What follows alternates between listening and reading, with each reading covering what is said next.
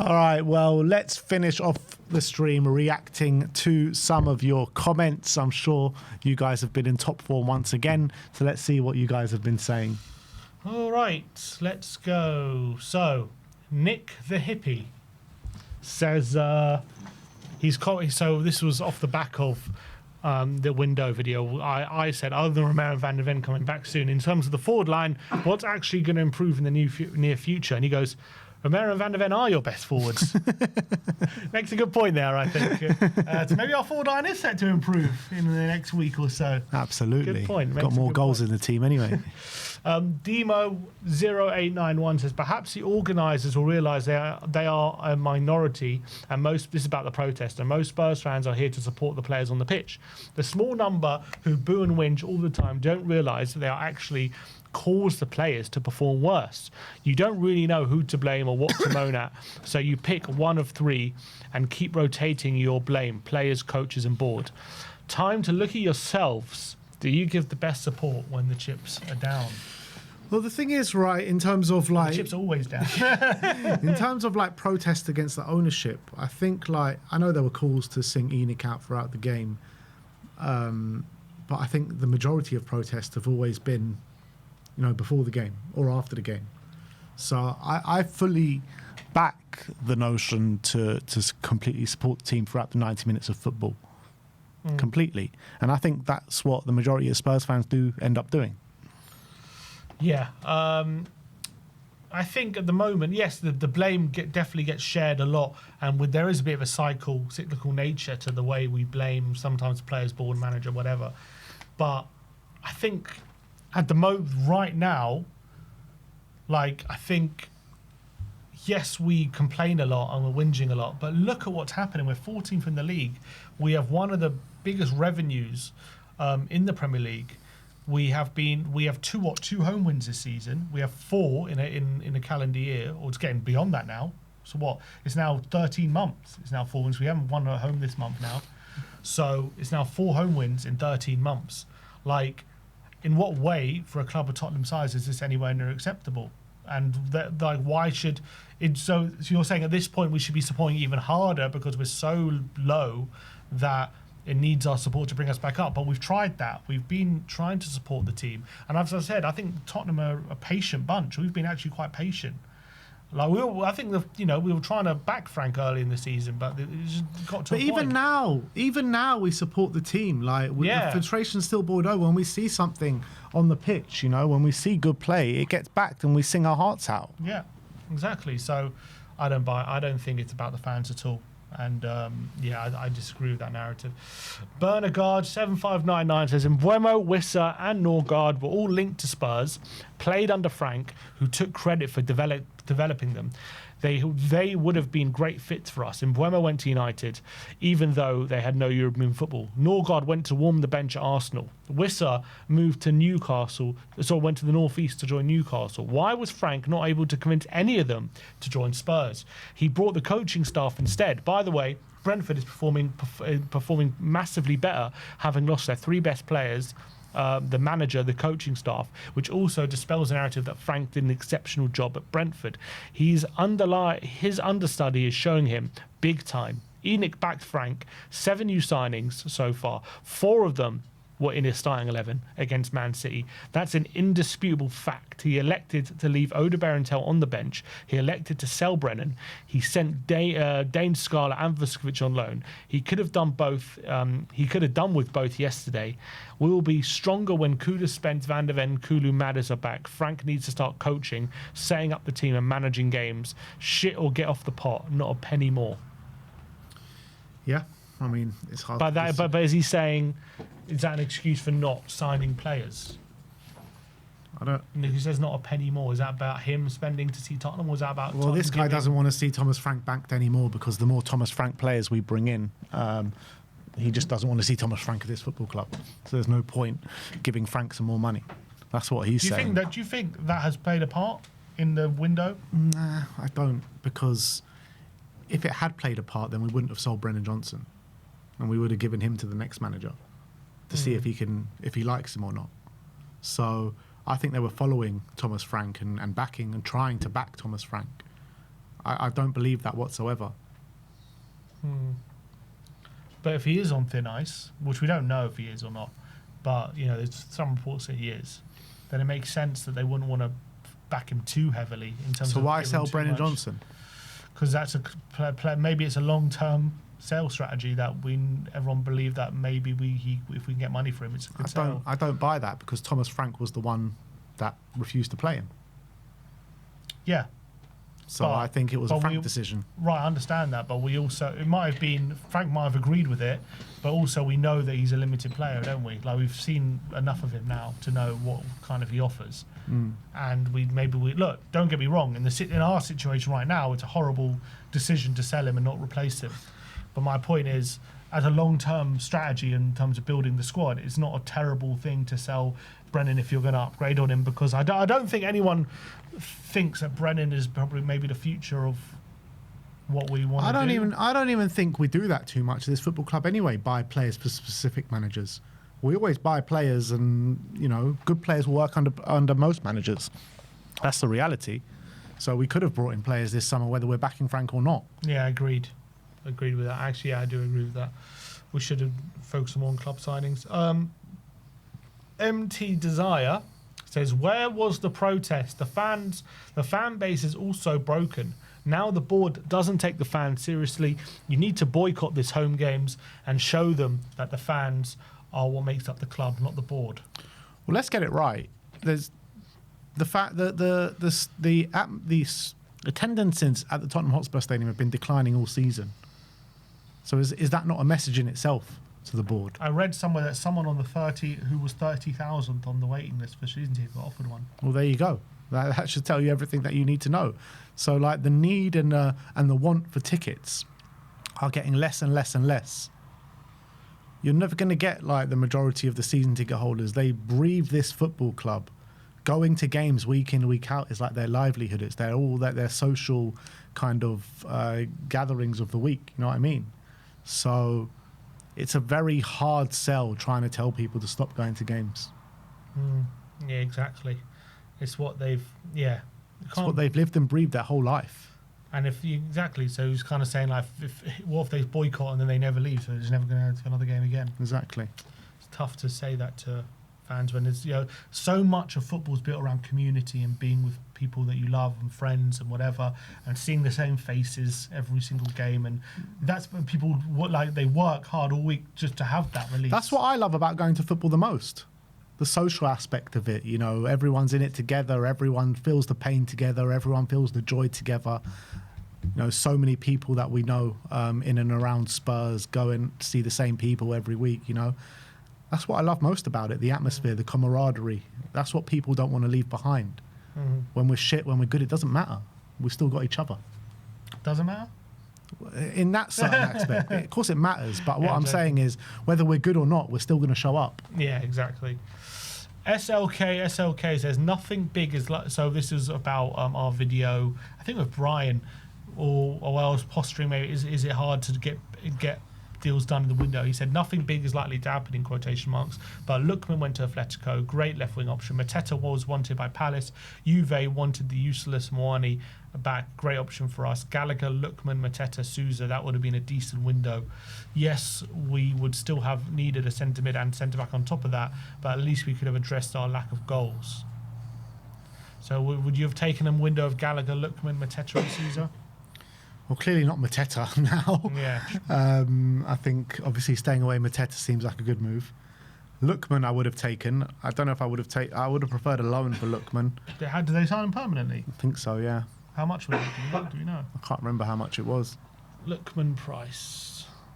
Lookman Atletico price. Must have been like 30, 40 million, around that. 35 plus 5 million euros. Similar to Gallagher. Yeah.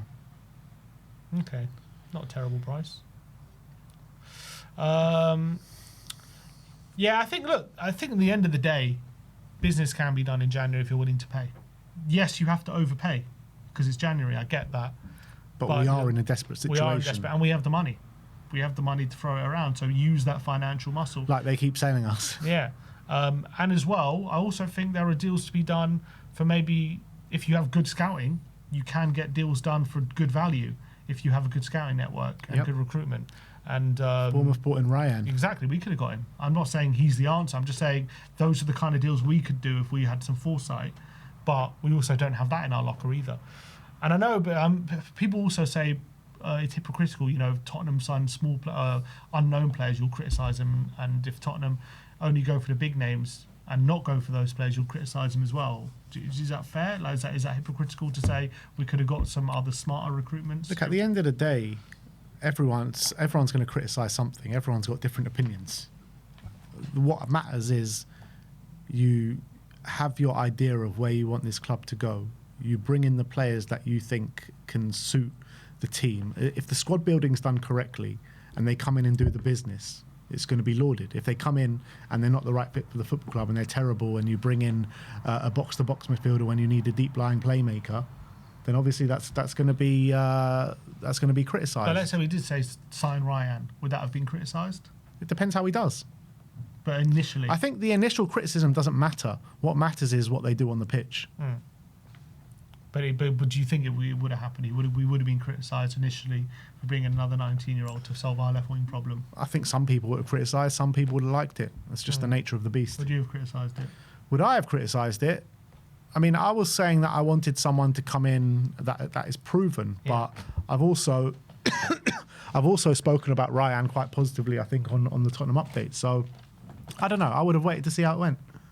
Fair enough. Yeah, I think for me, it's not about the name as much as I know we want big names, and I know they're less chance of failing when they're proven and whatnot. And obviously, in an ideal world, I want all our signings to be Prem proven, big money, big signings, blah blah blah. But it doesn't have to be that way. I think the main thing It is needs to be a mix. Like if we sign a player who's 10 million and whatever, he's 19 or 20, and he's only played in Liga, or let's say.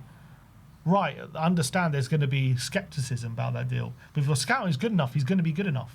That's the end of the thing. It's not about necessarily who it is. It's about whether your scouting is good enough to bring in a player who you think could do a job for us. And if he does a job, I don't really care how much he costs. That's the main thing. So if you'll back yourself to find a player for a decent value, and forget the criticism you might get by the fan base. Oh, you're signing a player from second tier of the Bundesliga. What are you doing? If you back yourself, back yourself. Otherwise, what's the point of having our recruitment? I could tell you, yeah, let's get Savinho. I could do that. Like surely that's not what scouting recruitment's for, is it? To tell the hierarchy, yeah, we should be getting Savinho, or let's get Semenyo. I could tell you, let's get Semenyo. Like, that's simple. That's not hard to do. Like, what is the scouting department there for if it's just like, yeah, let's go for Semenyo? Isn't it useless? Isn't it to find gems? And we don't. And so why don't we find one of those? Yeah, I mean, we did bring in like a Lucas Bergvall, Archie Gray, Pape, and these kind of guys who were considered gems. I'm saying this window. Yeah, this window, yeah. That's 100%. What I'm saying. Okay, give me a Pape and Bergvall or something. If you back yourself, do it. I think Ryan probably falls into that camp. Yeah, 100%. Do it if you think he's good enough. Don't be scared of the fan base. I understand maybe there'll be criticism or so, oh, we're signing another 19-year-old, blah, blah, blah. But don't be scared of that. If you back yourself, you've got confidence in your ability to scout and think that this player is a good fit for us, and you've looked at it extensively and you found all the evidence, then back yourself to do it. Don't be scared. And I don't know whether they are or they're incompetent or there's no one on the list. I don't know, but we got no one. So that suggests there's a problem. Yeah. Wolsey says this club genuinely needs relegating to teach the owners a lesson. How can they be so incompetent until ENIC out, same old story, every year another manager thrown under the bus? Well, the last time Spurs got relegated, it was actually ended up being a good thing for the club. So could it be a good thing again? I don't think it would be. But when we got relegated under Keith Birkinshaw. We came up. We ended up getting players like Ozzy Ardiles and Ricky Villa and these kind of guys, and took us to a new stratosphere. 70s, 80s, was it? We got relegated in the late 70s, yeah. Late 70s. It's a different landscape now. It is a different landscape now, yeah. I don't think it would be a good thing. But Villa got relegated, and look at them now. They got relegated, yeah, they did, in 2015, 16? Mm-hmm. 16 they got relegated. And now they came back up and doing well. But it took a good appointment of Unai Emery to do that. Anyway, I don't think there's the fact they got relegated, which meant they're doing well now. I think they're doing well now because they made smart decisions. Yeah. That's the main thing. Would you take getting relegated for a year if it meant Enoch gone? It depends if we came straight back up and we made the right decision after Enoch going. No, there's no guarantees. I guess I said for a year, didn't I? If there's no guarantees, then no. So you wouldn't take getting relegated with Enoch gone? If there's no guarantees, no. No guarantees. There's no guarantees either way. If Enoch goes now, Yeah, there's true. no guarantees. Never any guarantees. All we know, the only guarantee we know is Enoch are bad. Yeah. That's the only guarantee we do have. Talented Tory says, great content as always, but honestly, what is the end result here? All the fans know the board's incompetence and lack of ambition, yet still be in charge. Fans will still continue to go to games and nothing will change other than complaining. I think the fans go to games to back the team, and once I think it's always the best intentions, but then the club always just drag us down, don't they? That's the reality. Yeah, in terms of what the end game is, look, we are fans. Ultimately, as much as we do have a certain amount of power, we obviously can't get them out of the club by mutiny or anything, can we? Or drag them out. We can just voice our opinion, and it might sound like complaining, but all we are is voicing our concerns and whatever. The thing is, it's all rubbish because if it was the other way round and Spurs fans didn't complain and didn't boo and do this, people would just say, these guys have got no backbone. How can they not voice their opinions when it's going so bad? So it's just everyone wants to jump on everyone for everything. So there's no point taking any notice of it. Yeah, but he said, well, honestly, what is the end result? Look, we don't know. We can just call out the incompetence. It doesn't matter about. It doesn't necessarily mean we are going to activate change and we're the catalyst. We are hope of the rebellion. I mean, I hope it's that's the case, but we understand, we're realistic that Enoch are probably not going anywhere. Doesn't mean we can't call them out for the incompetent idiots they are. Christopher Crook said 150 million and 35 million for Johnson, also 42 million for the Champions League. Statements, promises, spin, and all we spend is 35 million on Gallagher. Enoch have thrown Frank and the fans under the bus. Has Frank been thrown under the bus? I think Frank got a really good window in the summer. Yeah, not this. Yeah. Obviously not this window, but it was followed up by probably one of the worst windows in the Enoch tenure. So I think when you're looking at the second half of the season, there's a case to say he got thrown under the bus. However, the first half of the season was that horrific that it's hard to make a claim that Frank could have made it any better. Yeah, it's not like results turned just after injuries. It turned before then. Yeah. Well before then. It turned after the third game of the season. Pretty much. I know we were still getting wins here and there, but we weren't playing well. Everyone could see it. Obviously, it helped. It definitely did help when he had a full squad in terms of the amount of times if we were winning, we could just make a few subs and seal the game, and that helped him. But I also can't remember. Obviously, we haven't won a game from losing position the whole season. And yeah, I think from that point of view, I don't think it's necessarily the injuries that have been what has hurt him the most. But right now, it's also hard to expect him to do better with the injuries. It's a difficult situation. Next one. How many left? Nathan Baker, 3, Okay. 4. Worse than any transfer window under Levy. What are you on? What are you? He said, what are you on? We literally went 2 transfer windows on the trot with him with no signings, with a heavily exhausted squad that somehow managed to get to the Champions League final. Well, I did say, you didn't take my whole quote into it, because I did say it's the worst transfer window since we didn't sign anyone. Yeah, exactly. So there you go. DS4 BUK. Enoch are killing my love and passion for my club, Spurs. 48 years I've supported and loved Tottenham, but this circus we've become has got to change. I can't continue with this shit show. This isn't a manager problem. This isn't an ownership problem. And severely bad recruitment over many years. Enough is enough. Enoch out. Yep. Enoch out. You heard it loud and clear. He's killing the love and passion for the club. It's been slowly dying for a long time, to be honest. But the fans have too much love and passion to take it completely away. That's the reality. Cabbage says, how have we started the window wanting winger, then ending with one less winger? That's the thing. Like, how? That's what I keep asking myself every day. I don't know how we've because we've even called one back and let one go. We even at some point in this window had an extra winger and we decided to let that go. It's a nut situation. Again, just shows the incompetence of the squad planning of the higher ups. And Peter Merrison says Santa Claus has more working days than Lange. What does he do? Absolutely. Bring in Santa Claus. At least he'll work more than Lange. At least once a year we'll get something that we want. Good. But look, that is the way you guys did react to the comments.